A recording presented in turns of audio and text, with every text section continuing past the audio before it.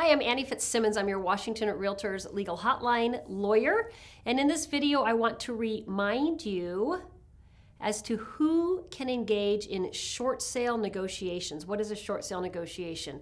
We have a seller who is going to sell their property, but they owe more than the sale proceeds will generate. They owe more secured by title to the property than their sale proceeds will generate. So it could be that their mortgage is more than the sale price, or it could be that they have a mortgage, a first mortgage and a second mortgage, child support liens, contractor liens, a judgment lien, other stuff recorded against title to their property. When you look at everything that's recorded against title to the property, paying off all of that debt or all of that monetary encumbrance will require more than the cash proceeds the seller will get from closing. If seller is in the, and also their closing costs, of course, because seller also has to be able to pay their closing costs. So if all of their monetary encumbrance plus their closing costs is more than the sale proceeds will generate from the sale of seller's property, the seller is a short sale seller. Now, it may be that the seller has enough cash resource to be able to come to the closing table and close the transaction anyway. They're going to bring cash to the closing table, close the transaction. If that's your seller, we're not talking about your seller.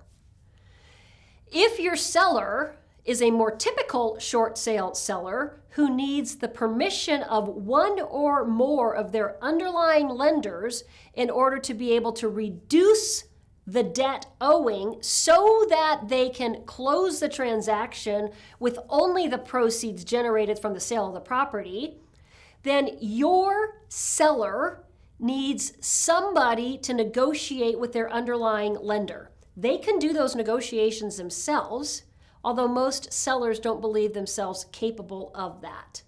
So most sellers will look for a short sale negotiator.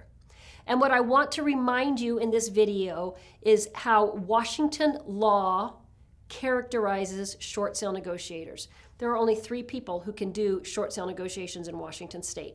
Lawyers have an unfettered ability to conduct short sale negotiations and receive compensation for short sale negotiations.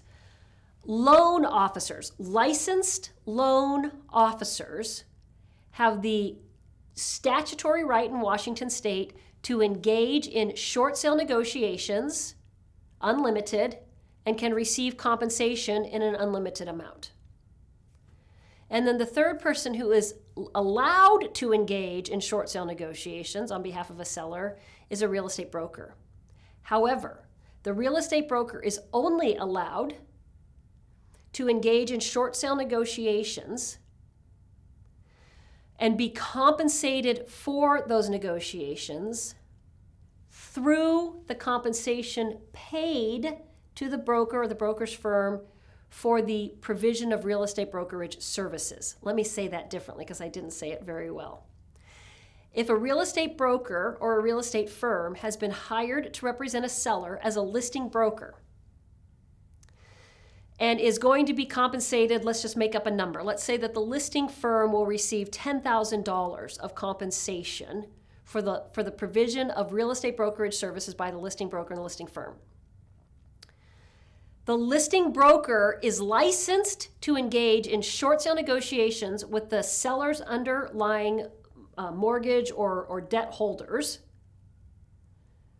but the broker cannot receive any more compensation than that which was negotiated as compensation for provision of real estate brokerage services.